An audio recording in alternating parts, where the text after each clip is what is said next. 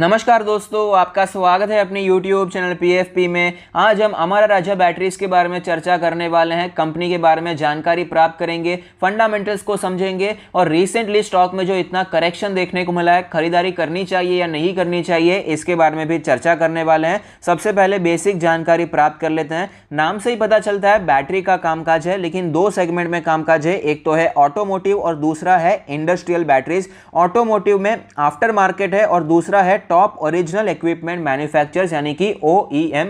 जब भी आप गाड़ी खरीदते हैं, बाइक खरीदते हैं तो इनबिल्ट बैटरी आपको मिलती है। तो वो कंपनीज जो होती हैं वो कॉन्ट्रैक्ट देती है बैटरी मैन्युफैक्चरर्स को कि जब भी हम गाड़ी बनाएंगे तो आपकी बैटरी वहां पर इनबिल्ट होनी चाहिए। तो ये OEM हो जाता है। और जब भी आपकी बैटरी खराब होती है, आप रिप्लेस करवाने जाते हैं, तब आपके पास चॉइस होती है कि आप किसी भी कंपनी की बैटरी डलवा सकते हैं। तो ये हो जाता है आफ्टर मार्केट। इंडस्ट्रियल सेगमेंट में UPS है, टेलीकॉम है, रेलवेज है, डिफेंस है और मोटिव में यहां पर भी काम होता हुआ नजर आता है।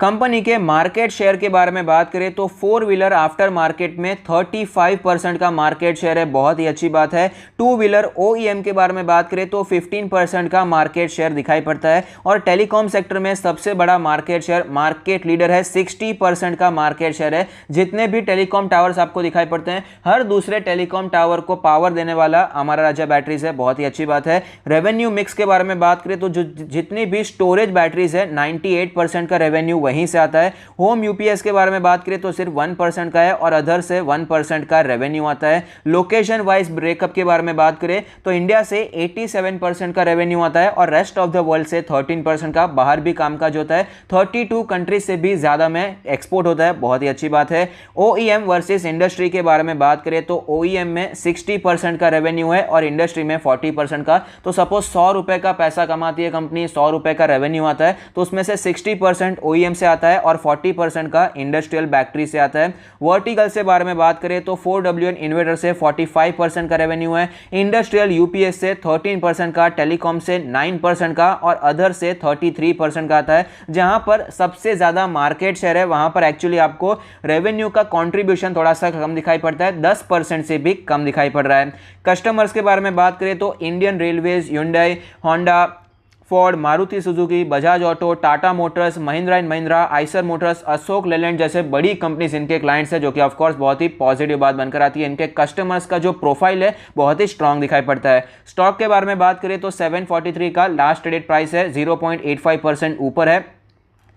12,700 करोड़ की मार्केट कैप है, 1.48% का डिविडेंड यील्ड है, 21 का इंडस्ट्री का पी, जबकि अमरा राजा बैटरीज हमें 19.64 के पी रेशियो पर अवेलेबल है। प्राइस टू बुक रेशियो के बारे में बात करें तो 3.02 का प्राइस टू बुक रेशियो दिखाई पड़ता है। फाइनेंशियल ट्रेंड आपके सामने है, शानदार फाइनेंशियल ट्रेंड हमें दिखाई पड़ता है। बहुत ग्रोथ ऑफकोर्स आपको दिखाई नहीं पड़ रही है क्योंकि फिलहाल पिछले 3-4 सालों से ऑटो सेक्टर ठंडा पड़ गया है, लेकिन ओवरऑल प्रॉफिटेबिलिटी कम नहीं हुई है, ये एक पॉजिटिव बात है। रेवेन्यू और प्रॉफिट दोनों ही आपको ऊपर जाते हुए नजर आते हैं।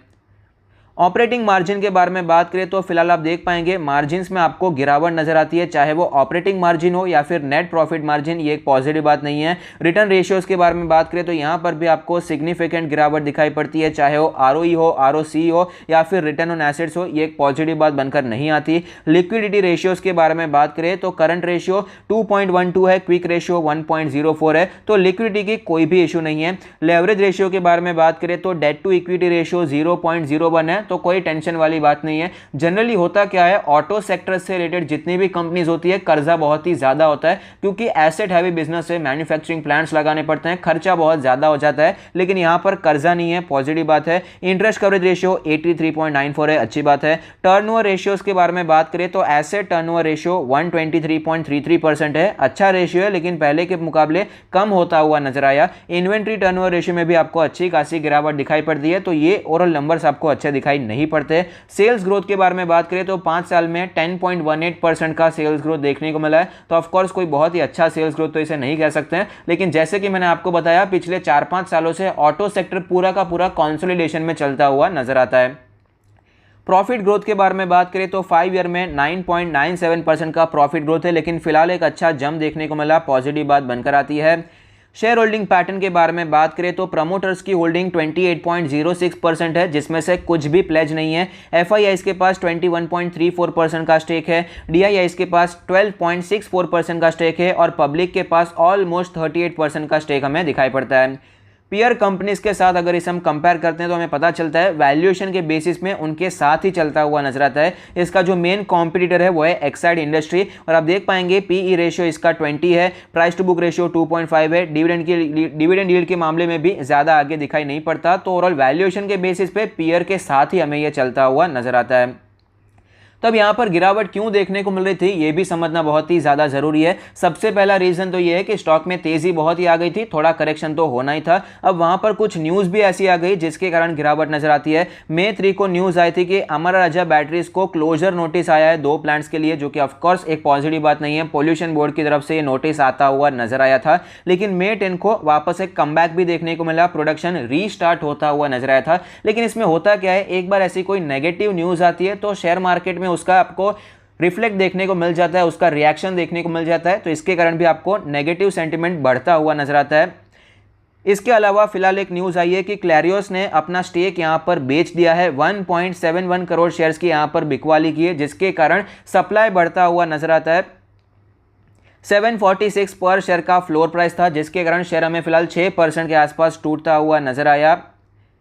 क्लेरियोस के पास 24% का स्टेक था, जिसमें से 10% का स्टेक फिलहाल उन्होंने रिड्यूस किया है। लेकिन ऐसा नहीं है कि सिर्फ बेचा ही है, किसी ने खरीदा भी है। अब देख पाएंगे Clarios sold the shares to Ghisallo Master Fund, Integrated Core Strategies and Morgan Stanley. ऐसे कई बड़े बड़े लोग हैं जिन्होंने माल यहाँ पर खरीदा भी है। तो ऑफकोर्स कोई बेचेगा तो यहाँ पर खरीदने वाला भी तैयार है। और दूसरा एक बहुत ही बड़ा रीजन है जिसके कारण आपको यहाँ पर गिरावट देखने को मिल रही है, अमरा राजा बैटरीज यहाँ पर अंडर परफॉर्म करता हुआ नजर आया है। फ्यूचर फिलहाल हमें इलेक्ट्रिक व्हीकल का दिखाई पड़ता है और 4 व्हीलर में तो बाद में आएगा, लेकिन फिलहाल 2 व्हीलर में और 3 व्हीलर में काफ़ी नज़दीक दिखाई पड़ता है और उसमें लीड एसिड बैटरी की ज़रूरत नहीं है और कंपनी का कामकाज यहीं पर है। तो इसके कारण भी एक बड़ा इंपैक्ट हमें पड़ता हुआ नजर आ सकता है। 15 से 20% का रेवेन्यू में हमें यहाँ पर ड्रॉप देखने को मिल सकता है, इंपैक्ट देखने को मिल सकता है। तो ये बहुत ही बड़ा टेंशन बना हुआ है। कंपनी का जो इन्वेस्टमेंट है लिथियम आयन टेक्नोलॉजी में वो भी काफ़ी कम दिखाई पड़ता है। लैक ऑफ इन्वेस्टमेंट है, बिल्कुल नहीं है ऐसा नहीं है, लेकिन एग्रेसिव दिखाई नहीं पड़ता। इनके जो मैनेजमेंट है थोड़ा सा पीछे रह रहे हैं। यहाँ पर इलेक्ट्रिक व्हीकल में लिथियम आयन टेक्नोलॉजी में आगे बढ़ते हुए नजर नहीं आते, जबकि कुछ और जो कंपनीज है बहुत ही एग्रेसिव दिखाई पड़ती है। यहाँ पर वो एग्रेसिव नेचर हमें दिखाई नहीं पड़ता। तो ये भी एक रीजन है जिसके कारण आपको स्टॉक में गिरावट नजर आती है। इलेक्ट्रिक व्हीकल का पेनिट्रेशन जैसे जैसे हमें बढ़ता हुआ नजर आएगा, मीडियम से लॉन्ग टर्म में अमरा राजा बैटरीज जैसी कंपनीज को प्रॉब्लम्स हो सकती है, क्योंकि उन्हें रिसर्च एंड डिपार्टमेंट में लार्ज इन्वेस्टमेंट करना पड़ सकता है। लिथियम आयन बैटरी बनाने के लिए रिसर्च करना पड़ेगा, तो रिसर्च करने में पैसा लगता है। तो उसमें होता क्या है, कई बार कि मार्केट को ऐसा लगता है, विश्वास नहीं होता कि ये पैसा सक्सेसफुल हो पाएगा नहीं हो पाएगा, रिसर्च से जो सही प्रोडक्ट है बन पाएगा नहीं बन पाएगा, ये एक टेंशन हमेशा होता है। इसलिए जनरली आपने देखा होगा जब भी कोई एक्विजिशन होता है, जब भी कोई रिसर्च एंड डेवलपमेंट में पैसा जाता है, तो स्टॉक में आपको शॉर्ट टर्म में गिरावट देखने को मिल जाती है। अगर एग्जांपल दे तो आपको अभी फिलहाल आईटी सेक्टर में कई बार ऐसा देखने को मिला होगा, अभी फिलहाल कई एक्विजिशंस देखने को मिले, जिसके कारण जनरली आपको स्टॉक में गिरावट नजर आती है। लेकिन अगर मैनेजमेंट अच्छा होता है तो उससे कहीं ज्यादा बेहतर रिटर्न्स भी आपको दिखाई पड़ते हैं, कहीं ज्यादा बेहतर परफॉर्मेंस कंपनी कर पाती है। शॉर्ट टर्म में ऑफकोर्स ये नेगेटिव इंपैक्ट डाल देता है, लेकिन लॉन्ग टर्म के लिए जो रिसर्च एंड डेवलपमेंट में पैसा इन्वेस्ट किया जाता है वो बहुत ही अच्छा होता है, जिसके कारण आपको नए प्रोडक्ट्स दिखाई पड़ते हैं, इनोवेशन होता हुआ नजर आता है। लेकिन ऐसा खर्चा होता है तब रिटर्न ऑन इक्विटी डाइल्यूट होता हुआ नजर आता है, रिटर्न ऑन इक्विटी में हमें गिरावट नजर आती है। और ऐसा माना जा रहा है कि ऐसी सिचुएशन में नए प्लेयर्स की एंट्री हो सकती है और जो पुराने प्लेयर्स हैं उनके मार्जिन पर नेगेटिव इंपैक्ट भी देखने को मिल सकता है। ये कुछ ऐसी नेगेटिव न्यूज थी जिसके कारण स्टॉक पर हमें प्रेशर देखने को मिला है।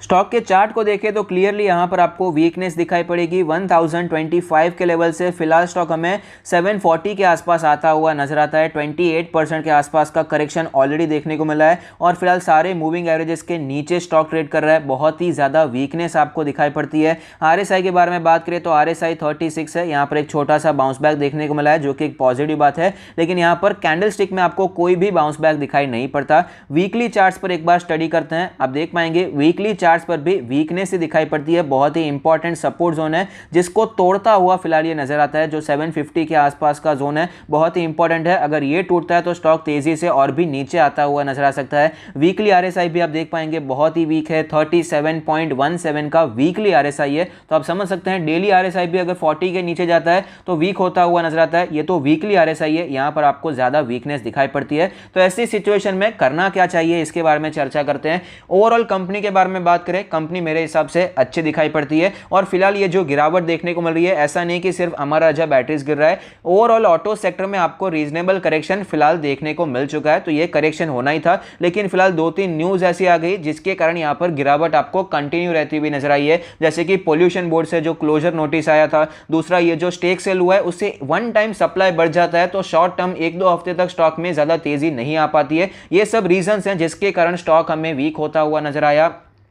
लिथियम बैटरीज में ज़्यादा इन्वेस्टमेंट भी हमें दिखाई नहीं पड़ता है, ये भी एक प्रॉब्लम हमें दिखाई पड़ रही है। लेकिन मेरा पर्सनली मानना है कि पिछले 3-4 महीनों से ये जो इलेक्ट्रिक व्हीकल का जो मेनिया चल रहा है, जो क्रेजीनेस चल रही है, थोड़ी सी बढ़ती हुई नजर आ रही है। मेरा मानना है जितना भाव देना चाहिए उससे ज़्यादा महंगा भाव दिया जा रहा है। पर्सनली मेरा ऐसा मानना है कि इलेक्ट्रिक व्हीकल को आने में अभी समय है। टाटा मोटर्स आगे है, बहुत ही अच्छी बात है, लेकिन अभी तक मास प्रोडक्शन करना मुश्किल है, इतना ईजी नहीं है। जितनी भी गाड़ियाँ आती है सब कुछ महंगी होती है और मास प्रोड्यूस जो करना है वो सस्ती होनी चाहिए, 5-6 लाख 6-7-8 लाख की रेंज में होनी चाहिए, जो कि फिलहाल वो टेक्नोलॉजी हमें दिखाई नहीं पड़ती है। शुरुआत होगी कहां से होगी, 2 व्हीलर से होगी, 3 व्हीलर से होगी, लेकिन अभी तक पूरा मार्केट इलेक्ट्रिक व्हीकल का हो जाएगा उसके चांसेस मुझे कम दिखाई पड़ते हैं। तो कंपनी के पास अभी भी अच्छा खासा समय है। आप वेबसाइट पे जा सकते हैं, आपको पता चलेगा अमर राजा बैटरीज कभी भी इनोवेशन में पीछे नहीं रहती है, हमेशा इनोवेट करती हुई नजर आती है। तो यहां पर पर्सनली मेरा मानना है, ये मैनेजमेंट पर हम बेट ले सकते हैं कि अमर राजा बैटरीज आगे आने वाले समय पर इलेक्ट्रिक व्हीकल में जो बैटरीज चाहिए लिथियम की वहां पर काम करती हुई नजर आएगी।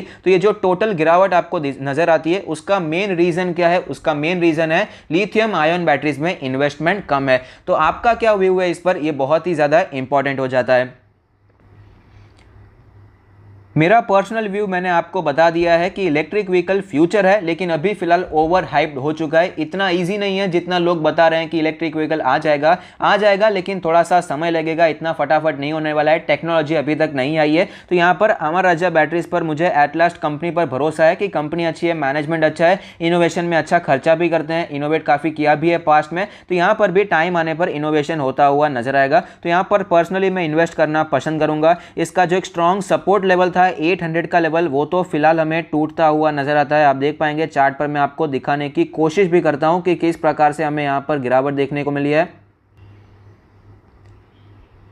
तो आप देख सकते हैं ये जो लाइन मैंने ड्रॉ की है बहुत time as a strong resistance देखने को मिला। आप देख पाएंगे मल्टी ईयर रेजिस्टेंस था, 2018 के एंड से ये रेजिस्टेंस देखने को मिला है, 2019 में था, 2020 में भी था, 2021 में यहाँ पर रेजिस्टेंस हमें टूटता हुआ नजर आया एक शानदार ब्रेकआउट के साथ। लेकिन फिलहाल स्टॉक वापस उसी लेवल के नीचे आता हुआ नजर आता है। वहां पर स्टॉक ने कॉन्सोलिडेशन दिखाया, लेकिन फिलहाल ये जो स्टेक सेल देखने को मिला गैप डाउन ओपनिंग के साथ हुआ है, स्टॉक में भारी गिरावट देखने को मिली, वॉल्यूम बढ़ता हुआ नजर आया। तो करंटली स्टॉक बहुत ही ज्यादा वीक है, उसमें कोई दूसरा डाउट ही नहीं है। स्टॉक टेक्निकली बहुत ही वीक है, लेकिन जो लॉन्ग टर्म के इन्वेस्टर है 5 साल 10 साल 15 साल का सोच रहे हैं वो यहां पर निवेश करने के बारे में सोच सकते हैं, बाय ऑन डिप्स की रणनीति अपना सकते हैं, क्योंकि इसका एक मल्टी ईयर सपोर्ट 750 के आसपास का लेवल है। 700 से 750 का जो लेवल है बहुत ही स्ट्रॉन्ग सपोर्ट है। अगर ये लेवल भी टूटता है तो ऑफकोर्स आपको 600 के लेवल दिखाई पड़ सकते हैं, लेकिन मेरा मानना है कि 600 के लेवल नहीं आएंगे। वर्स्ट टू वर्स्ट कंडीशन में आपको ये 700 के आसपास सपोर्ट लेता हुआ नजर आ सकता है। तो अगर आपकी वीडियो अच्छा लगता है तो प्लीज कोई फीडबैक दीजिए। Thank you, stay happy, happy investing.